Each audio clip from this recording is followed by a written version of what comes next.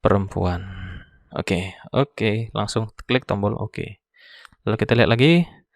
Oke, kelamin sudah, tanggal lahirnya. Nah, ini maunya diklik muncul kalender ya. Maka kita konfigurasi lagi, kembali ke pick untuk pilih tanggal lahir di bagian add pick di tabel pegawai ya.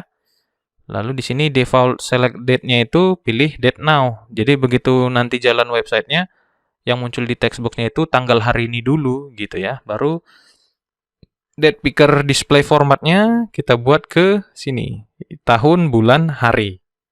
Ya, nggak ada format Indonesia ya, gitu ya. Oke, lalu coba kita lihat preview. Nah, ini kan sudah kalau saya klik, nah muncul kalendernya gitu ya. Lalu alamat sudah. Nah, ini tanggal masuk juga ya. Tanggal masuk sama seperti yang tadi, date now, yang ini YMD. Years Monday. Lalu jenis pegawai ini kita atur lagi pakai select ya. Jenis pegawainya itu kita buat pilihannya itu kontrak ataupun pegawai tetap, misalnya gitu ya. Oke, sebentar. Nah, lalu klik tombol oke. Nah, lalu status ini juga seperti itu, saya pakai radio aja. Lalu di sini saya pilih radionya itu aktif ataupun sudah resign gitu ya. Oke. Nah, kita lihat hasilnya. Oke, sudah ada. Oke ya. Ini sederhananya aja ya, nanti tinggal kalian sesuaikan. Nah, kalau misalnya ini kan ada kayak watermark nih ya, enter nick, maunya pakai bahasa Indonesia gitu ya. Mengaturnya bagaimana? Di bagian pick itu, misalnya nick tadi ya, cari bagian propertinya itu adalah placeholder. Nah, ini yang mengatur tadi watermarknya ini yang di sini, enter nick ini misalnya kita ganti masukkan nick misalnya. Display labelnya, nicknya itu huruf besar semua misalnya. Nah, gitu ya. Preview. Ini kan sudah, oke. Sesuaikanlah nanti placeholder-nya dengan yang lain gitu ya, watermark-watermarknya ini, yang ini. Ini kan seperti watermark ya, ketika diklik hilang tuh tulisannya, tapi kalau nggak diklik ada muncul keterangan tambahan gitu ya. Oke, nah di sini kita masukkan nick-nya misalnya saya buat asal dulu ya. Divisinya misalnya saya buat bagian IT, misalnya dia sebagai apa, staff gitu kan, pendidikannya apa, S1, nama pegawai misalnya Budiman, jenis kelamin saya pilih laki-laki, tanggal lahirnya kita buat aja tanggal yang bagus, 1991 misalnya, di tanggal misalnya seperti ini, saya buat acak aja ini, saya buat nomor acak, lalu saya buat emailnya, gmail.com, alamat, nah kita buat aja misalnya Jalan Pembangunan, misalnya seperti itu ya, tanggal masuknya kita biarkan aja misalnya di tanggal sini, ataupun di tahun yang berbeda, misalnya seperti ini, jenis pegawainya tetap, dan pilihannya masih aktif, lalu klik tombol simpan. Nah, di sini kan kalau kita lihat yang muncul itu divisi jabatan dan pendidikan itu dalam bentuk ID-nya ya, karena memang yang kita simpan di tabel pegawai itu ID dari masing-masing relasi tadi, ID divisi, ID jabatan, ID pendidikan. Nah, misalnya sekarang saya mau yang ditampilkan itu dari data pegawai itu bukan ID divisi, ID jabatan, ID pendidikan ya, tapi namanya divisi apa gitu ya. Nah, secara nggak langsung kan sekarang kita sudah terhubung antara tabel pendidikan, tabel jabatan, tabel divisi. Nah, sekarang kita mau tampilkan datanya itu kita tarik dari misalnya divisi itu tadi untuk namanya itu kan berada di tabel di field nama divisi kan. Nah, ini yang ini. Divisi untuk keterangan namanya kan berada di field nama underscore divisi ya. Saya mau tarik itu di tabel pendidikan ini. Jadi yang muncul di website saya bukan ID-nya melainkan nama divisinya yang di sini. Ini sesuai dengan ID yang dimiliki si pegawai. Gitu ya. Oke. Caranya bagaimana? Yang pertama adalah sebelum masuk ke situ di PHP Red ini bisa kita mengganti datanya langsung tanpa harus klik tombol edit ini, langsung di baris tabel ini juga bisa. Misalnya saya ganti mau nama Budiman ini, saya tambah lagi namanya. Tinggal saya klik aja di Budiman ini. Nah, nama fasilitasnya inline edit gitu ya. Jadi bisa mengedit di baris itu juga tanpa harus mengklik. Kalau tadi kan mau edit kan klik tombol edit dulu ya. Gitu, baru ganti datanya lalu klik tombol update gitu ya. Nah, di PHP Rek juga sudah disediakan tuh fasilitasnya, di program sudah langsung tercreate inline editnya. Maka kalau mau diganti langsung di sini di barisnya itu juga tinggal klik mana yang mau diubah. Nah, misalnya seperti ini. Budiman, misalnya namanya Budiman Perkasa. Oke, lalu klik tombol centang ini untuk menyimpan. Nah, langsung tersimpan ya. Oke, itu dia. Nah, tapi kalau kita ingin mau menampilkan data tadi untuk ID divisi, ID jabatan, dan ID pendidikannya, yaitu nama masing-masing fieldnya, inline editnya harus kita disable dulu, harus kita matikan fungsinya, gitu. Baru bisa berjalan ini fungsi-fungsi untuk menampilkan data yang dari tabel berelasi. Nah, caranya bagaimana? Klik di Page, ya kan? Lalu di Pegawai, lalu pilih halaman list, ya, menampilkan data itu tadi semua. Lalu di bagian list spec properties ini kan tadi field properties-nya ya. Yang ini list spec properties. Di bagian inline edit ini ganti nilai true menjadi nilai false. Supaya nanti nggak bisa diedit nih langsung. Nah, ini kan nggak bisa lagi. Saya klik juga nggak ngedit dia ya, gitu ya. Nah, lalu tinggal pilih join table untuk menampilkan tadi. Misalnya saya mau ID divisi itu bukan itu yang nampil, melainkan nama divisinya siapa. ID divisi 4 ini apa nama divisinya, itu yang saya mau gitu ya. Caranya bagaimana? Klik pack, lalu di tabel pegawai bagian list pack, lalu di sini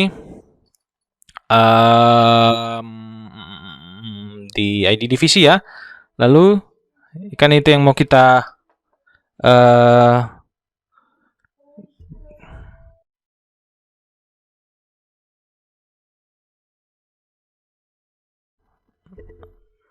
nah, divisinya ini kita ganti join table-nya. Nah, kita konfigurasi di sini join table-nya supaya nanti yang muncul nama divisinya kan, karena kita kan mau menghubungkan, kalau kita lihat tadi kan relasinya ini kan 3 tabel ya. Jadi tabel pegawai ini terhubung ke jabatan, ke pendidikan kan, dan juga divisi. Maka kita lakukan join, penggabungan. Join itu kan digabungkan. Maka tabel pegawai akan kita gabungkan ke jabatan, pendidikan, dan divisi. Nah, di sini di bagian ini join. Nah, pilih tabel mana yang mau terhubung dengan tabel pegawai. Yang pasti tadi divisi 1, tinggal klik aja add table, muncul ke sini. Lalu satu lagi jabatan, klik tombol add table, lalu satu lagi pendidikan di sini. Nah, berarti di sini di bagian join table menjelaskan bahwa tabel pegawai itu berhubungan dengan tabel divisi, tabel jabatan, tabel pendidikan. Nah, yang pertama kita konfigurasi adalah tabel divisi. Nah, di sini pilih jenis join-nya. Nah, saya pilih inner join. Nah, penggabungannya harus ada patokannya. Kayak tadi saya bilang kan, antara pegawai dan ID divisi dan tabel divisi apa yang penghubungnya adalah ID divisi. Jadi, di tabel pegawai ID divisi terhubung dengan tabel divisi dengan field ID divisi juga. Maka di sini saya atur sebelah kirinya di tabel pegawai. Nah, ini pegawai ini kan artinya pegawai titik. ID pegawai artinya pegawai, tabel pegawai pada field ID pegawai. Maka di sini saya cari ID divisi mana. Nah, ini pegawai titik ID divisi. Lalu right-nya apa? Divisi titik ID divisi, artinya di sebelah kirinya tabel pegawai pada field ID divisi, dan di sebelah kanan penghubungnya adalah divisi di tabel divisi dengan field ID divisi juga gitu ya. Nah, di jabatan juga seperti itu, inner join. Di sini pegawai di ID jabatan, sebelah kanannya jabatan titik ID jabatan gitu ya. Antar dua tabel kan, kiri kanannya siapa gitu ya, kirinya pegawai, kanannya jabatan gitu ya. Nah, ini pendidikan juga seperti itu. ID pendidikan yang di sini dari tabel pegawai, yang ini dari tabel pendidikan. Lalu oke kan saja. Oke, sudah. Nah, di sini kan lihat mulai dari nick sampai status pegawai ini kan atribut-atribut ataupun field-field yang ada di dalam tabel pegawai. Nah, sisanya ini berasal dari tabel divisi ya kan? Karena kan ada jabatan underscore ID divisi. Nah, ini juga dari tabel jabatan. Yang ini dari tabel pendidikan gitu. Kalau kita preview, nah kan jadi seperti ini. Nah, jadi muncul nih. Ini tadi dari nick sampai ke status pegawai ini adalah data yang berasal dari tabel pegawai. Ya kan? Nah, sisanya itu yang ini dari tabel divisi ya kan? Ini kan field tabel divisi ya. Yang ini field tabel jabatan, yang ini field tabel pendidikan gitu ya. Nah, gitu. Nah, tapi kan kalau kita lihat kan, wah runyam kali nih tampilannya, runyam sekali gitu. Nah, bagaimana? Ya ini saya nggak perlu tampilkan nih ID-ID-nya ini semua. Saya mau tampilkan cuman nama-namanya saja di setiap tabel divisi, jabatan, dan pendidikan yang sudah terhubung ke tabel pegawai. Nah, caranya bagaimana? Tinggal dimatikan aja centangnya kan gitu ya, di pack. Lalu ID divisi ini saya nggak perlu ditampilkan. Yang ini juga di divisi titik ID divisi, jabatan titik ID jabatan juga saya matikan. Pendidikan titik ID pendidikan juga saya matikan. ID pegawai juga saya matikan. Udah, lalu kita preview. Nah, ini kan udah keren dilihatnya. Budiman Perkasa. Dia berada di sini, laki-laki, tanggal lahir ini, nomor handphone, emailnya ada, alamat ada, tanggal masuk ada, jenis pegawainya tetap, status pegawai aktif. Dia berada di divisi mana? Divisi IT. Sebagai apa jabatannya? Staff. Pendidikannya apa? Sarjana. Ya kan? Nah, tinggal kita ganti label-labelnya ini aja ya. Nah, kembali lagi ke pick untuk mendesain judul display labelnya. Misalnya ini divisi, display labelnya mana? Ini. Misalnya saya butuhkan divisinya aja, gitu tulisannya. Jabatan juga seperti itu. Ini hapus. Pendidikan juga seperti itu. Oke. Kita preview. Nah, kan jauh lebih enak dilihat ya datanya gitu. Ya. Nah, dibanding yang tadi ya. Nah, itu dia cara menggunakannya untuk mengelolanya. Nah, kalau misalnya mau diedit ya silakan diedit lagi aja sesuai kebutuhan kita ya kan. Nah, ini kan sudah aman nih. Gitu ya. Oke, kalau mau diedit silakan diedit. Kalau mau ditambah lagi ya pilih lagi tadi seperti tadi awal video kita sebelumnya ini. Oke. Nah, selanjutnya kan maunya ini halaman jangan bebas diakses dong gitu kan, jangan semuanya boleh masuk. Kita atur lah, kalau bisa nggak diatur halaman login kita autentikasi yang masuk ke dalam biar nggak sembarangan orang yang masuk gitu kan, bisa saja. Nah, caranya bagaimana? Kita kembali ke pack untuk membuat halaman login ya autentikasi login. Silakan pilih authentication ini gitu ya. Nah, di sini saya klik authentication. Lalu saya disuruh pilih select tabel yang digunakan untuk login. Maka saya pilih tabel apa tadi? Tabel petugas yang mau saya gunakan untuk login ya. Lalu username-nya dari mana? Username field-nya dari field username. Password-nya dari mana? Field password. User ID-nya mana? Kita pakai nama petugas saja ya. Lalu nama field-nya apa? Untuk email. Email. Fotonya dari mana? Dari file field foto. Nah, gitu ya. Nah, di sini ada auto login after registration dicentang nih. Jadi artinya kalau kita nanti ada fasilitas loginnya, fasilitas register admin, misalnya register petugas. Nah, ketika dia sudah registrasi nanti langsung otomatis login gitu ya. Tapi kan ada beberapa website sekarang ketika kita mendaftar, kita memerlukan fasilitas email verifikasi gitu kan supaya aktif email kita, akun kita gitu kan. Nah, itu berada di bagian ini, force email verification. Tapi karena kita masih belum punya website, belum punya hosting, domain, dan yang lain-lain, kita nggak usah aktifkan dulu gitu ya, baru nanti nih aktifkan di situ. Baru kita aktifkan aja auto login after registration, kita anggap sudah aktif aja gitu ya.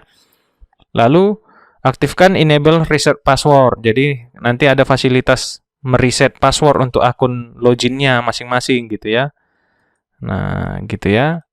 Nah, ini bisa kita atur intervalnya mengganti password berapa hari sekali, apakah dalam satuan minggu, bulan, per 1 bulan, per 3 bulan, 6 bulan, per 1 tahun, atau 2 tahun. Gitu ya. Jadi nanti ada begitu akun ini aktif dan sudah berjalan selama berapa hari atau berapa minggu, nanti kita disuruh untuk mereset password gitu ya. Nah, ada fasilitas seperti itu. Nah, misalnya pilih aja nanti 1 minggu. Jadi kalau sudah 1 minggu digunakan akun itu, kita disuruh mengganti ulang password kita yang baru ya gitu. Seperti PIN ATM kan ada beberapa bank seperti itu, kita disuruh reset password ya. Lalu ada administrator approve account. Nah, administrator approve account ini jadi kalau misalnya kita aktifkan nih ya, kalau ada yang mendaftar perlu persetujuan dari administrator gitu ya. Nah, itu nanti admin yang ada, petugas yang ada nanti begitu ada masuk baru data disuruh untuk melakukan verifikasi ataupun approve akun gitu ya. Tapi kalau nggak mau ya matikan aja centangnya gitu ya. Nah, kalau misalnya kita aktifkan aja ya administrator of account-nya, baru klik tombol OK. Nah, kalau yang di sebelum klik tombol OK, ada pilihan nih, select page that do not require autentikasi. Jadi pilihlah di sini halaman mana. Ini kan ada ditulis kan, ada petugas untuk halaman delete, untuk list, view, add, edit, delete gitu ya. Mana halaman yang tidak memerlukan autentikasi login gitu ya. Jadi pilih, kalau kita aktifkan seperti ini berarti nanti membuka tabel divisi untuk melihat isi data divisi nggak perlu login gitu ya dengan kita centang. Tapi kalau nggak kita centang berarti semuanya ini perlu login menu kita gitu ya. Oke, lalu klik tombol oke. Nah, sekarang coba saya preview. Nah, saya sudah disuruh login nih. Nah, dengan isi dari tabel petugas tadi. Misalnya saya buat aja Anto tadi kan. Passwordnya Anto @123. Kalau misalnya saya salahkan nih, saya salah-salahin nih gitu. Saya coba login. Nah, dia bilang nih ada pesannya, username or password not correct, tidak benar gitu ya kan. Nah, berarti saya buat aja lagi Anto passwordnya Anto @123. Login. Oh, masih salah. Mungkin salah ketik tadi. Anto @123. Wow, kenapa nih? Nggak mau masuk dia. Anto @123. Ataupun kita registrasi misalnya ya. Register mungkin tadi ada salah ketik saya kali ya. Misalnya saya buat namanya Susi. Kelaminnya, wah ini jenis kelaminnya belum kita ganti ya. Saya ganti aja, saya di pack di bagian petugas pada bagian user register. Yang ini ya. User register, kelaminnya itu kita ganti jadi select seperti yang tadi caranya ya. Enter value, ini laki-laki. Ips.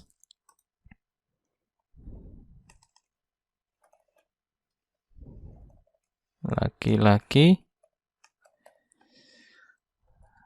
Perempuan.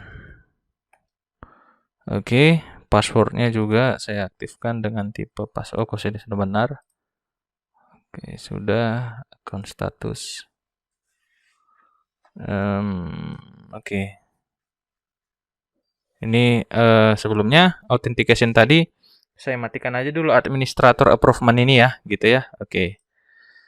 Coba saya preview. Nah, ini saya masukkan Susi, lalu perempuan, email susi@gmail.com, username-nya Susi, passwordnya susi@123, jenis Susi @123. Kita ulang. Lalu saya ambil gambarnya, saya ambil gambar random aja. Saya ambil dari sini aja. Oke. Submit. Oke, kita langsung masuk nih, langsung login. Nah, di sini tulis sudah Hai Susi gitu ya. Nah, kalau saya mau logout, lalu saya masukkan lagi si Anto tadi. Kemungkinan gara-gara verifikasi yang tadi, approving tadi ya. Karena kita nggak ada akses nih di sini. Wow, Anto @123 nggak bisa. Anto @123. Oh, bisa ya, Anto. Nah, tadi administrator approve-nya ini kenapa nggak bisa? Karena kita nggak punya, di tabel petugas kita nggak ada field untuk mengatur aksesnya gitu ya. Nah, itu kan perlu akses. Nah, itu aksesnya itu berada di sini, di role and permission. Nah, di sini tidak ada role permission-nya. Nah, jadi yang bertugas melakukan approve data itu kan harus ada administrator ataupun user gitu ya. Jadi yang meng-approve data tadi adalah administrator, tapi kita belum punya gitu ya.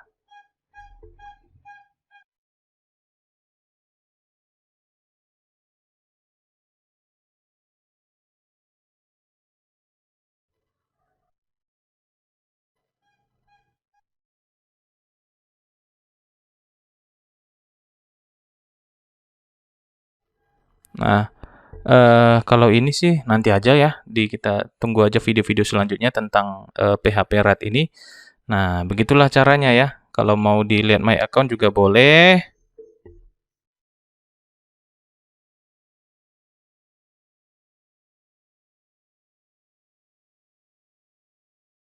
Ya kan, ataupun mau fasilitas reset password juga boleh gitu kan. Nah, kalau reset password ini kan harus ada email configuration ini belum bisa kita gunakan ya. Nanti saya akan jelaskan di video selanjutnya bagaimana untuk melakukan reset password.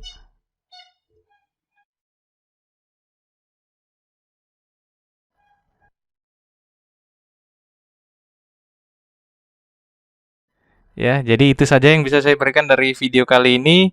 Silahkan diikutin lah step by step dari video ini ya. Silahkan tunggu juga nanti untuk di PHP Red ini juga bisa mengcustom ini ya, mengcustom programnya berdasarkan coding gitu. Tapi di video ini saya hanya bahas penggunaannya secara simpel. Nanti silahkan tunggu lagi workshop-workshop selanjutnya untuk pembahasan PHP Red ini ya, ataupun di konten video YouTube Indo Programmer ini. Ya, itu saja yang bisa saya berikan di video kali ini. Silahkan tunggu lagi part-part selanjutnya untuk video ini dalam pembahasan PHP Red gitu ya. Itu saja, saya ucapkan terima kasih.